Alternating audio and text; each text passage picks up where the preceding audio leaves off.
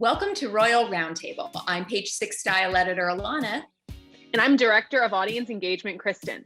And today we are joined by Royal Historian Marlene Koenig. Thank you so much for joining us for this episode, Marlene. Thank you for having me. Marlene, would you mind telling us a little bit about what a royal historian does and your body of work?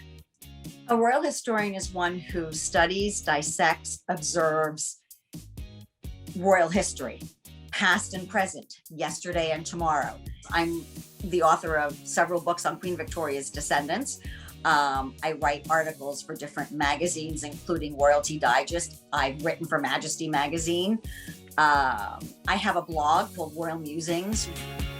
So we won't be discussing a lot of fashion on today's episode. We're really going to focus on Prince Philip's funeral, which took place on Saturday at the chapel at Windsor Castle. That's right. On April 9th, the Duke of Edinburgh passed away at the age of 99 after a life of service to the crown. There was a lot of pomp and circumstance to his funeral, much of which he helped plan. So let's get down to all the details. Okay, so Marlene, this funeral was very unusual, from the COVID restrictions to the Queen sitting alone in the chapel. There were also a lot of details to the service that the Duke of Edinburgh picked himself, from the eco-friendly wool coffin to the Land Rover it was carried on. What did you think of all of this, and did it surprise you that this funeral was planned to the last detail in advance? No, not at all, because we've known for a long time that Prince Philip has been planning his funeral. And in fact, royal funerals are planned well in advance because it can happen in an instant. So no, it was what he wanted, although it was slimmed down. Obviously, if we did not have COVID, there would be more than 30 guests. It would have been held in London, and the military procession would have been a lot bigger. But it still would have reflected Prince Philip's own views. He was a determined man. He decided what he wanted, and he wanted it more about the military. He didn't want eulogies. And he wanted it to have his own personality, even, designing a hearse from a Land Rover that almost looked like a fancy pickup truck. And there was just lovely touches in the funeral, including the bringing of his carriage that he used for carriage driving and the ponies.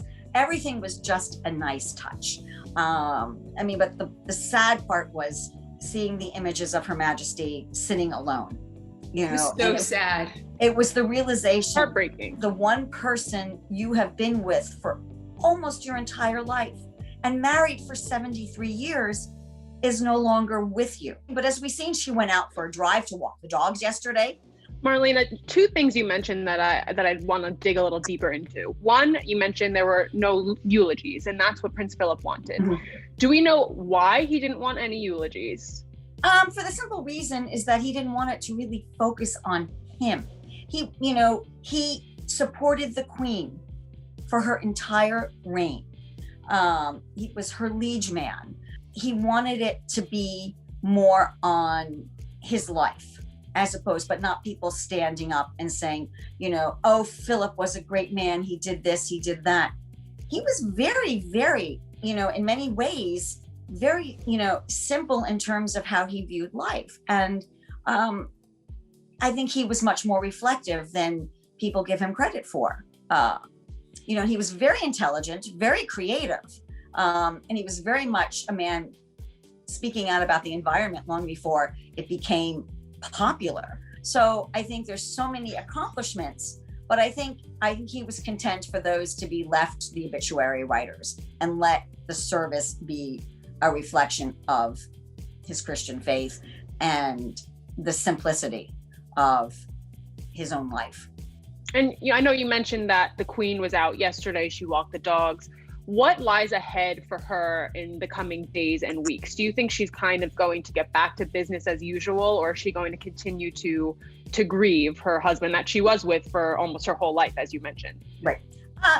She is the head of state. She still has a job to do, and she's going to do it, and she's going to have help.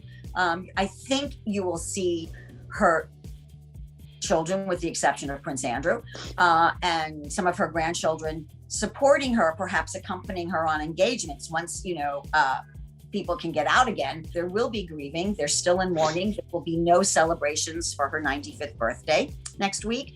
No cannons, no real acknowledgement of it. And that is a decision that was made, and it's probably the right decision. Although, of course, this was a monumental birthday, her 95th. Some have said or reported that Harry's going to immediately fly back to California to be with Meghan Markle, the Duchess of Sussex, as she's very pregnant. But we've also heard that he might stay in town. Do you have any predictions one way or the other? I would hope that he would stay a few days, see his grandmother, because he wasn't able to for the first 5 days that he was there due to the COVID restrictions. And obviously he got a negative test, so he was able to attend the funeral. I would hope that, because I think that would be a very good thing for a grandson to be with his grandmother right now. There were reports before the funeral that Meghan Markle, who is very pregnant, was not attending, not because of her pregnancy, but because she didn't want to steal the spotlight away from Philip. Do you have any thoughts on that?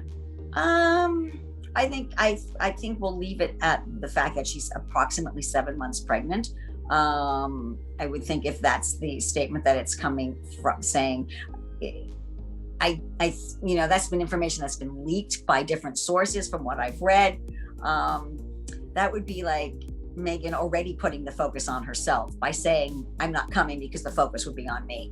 I'm very sympathetic to the couple on many, many levels, but there are certain things such as releasing information about a press release about the flower wreath, which is unusual because the royal family don't usually, they all had wreaths there.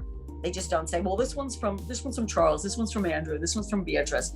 But the Duke and Duchess of Sussex, their office made it known that they use locally sourced flowers that represented the Royal Marines and Greece. And Meghan had put a handwritten note. So of course, the tabloid press goes, yes, she was very good at calligraphy, which is totally irrelevant to the situation.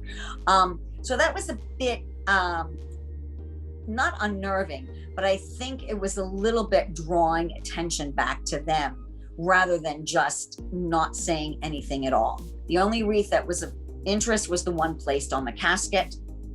That was from Queen Elizabeth, and tucked inside was a personal note from her. So no one should have released any information that, Meghan didn't want to be there because of the attention. I think it said that, the original statement was that her doctor advised her not to go. I think was the best way to go. So we did see some shots of Prince William and Prince Harry and Kate Middleton speaking very amiably at the funeral. And a lot of body language experts have come out and said that everything looked happy and like it was going well between the brothers.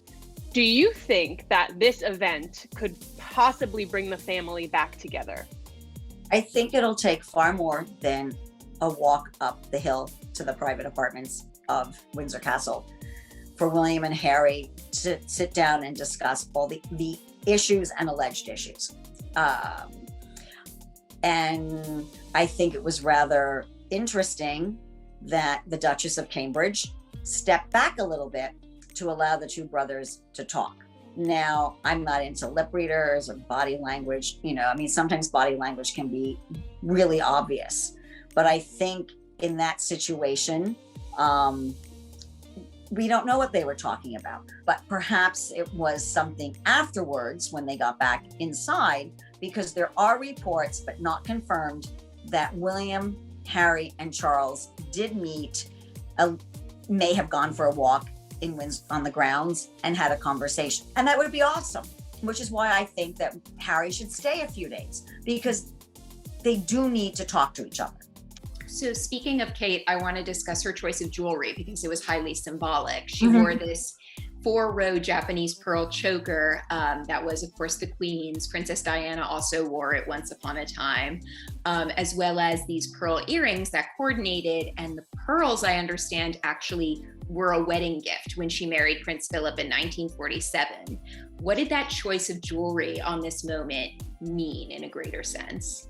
She was sending a very subtle symbol that these necklaces, this necklace and these earrings represented part of Philip's life with the Queen, and they were the Queen's jewels, and Catherine was allowed to borrow them and wear them, and it looked quite nice. Well, thank you so much for joining us, Marlena. This was so informative. Well, thank you for having me, and you all have a great day. We'll see you soon to discuss Kate Middleton's 10-year anniversary as a royal. Until then, bye. Bye.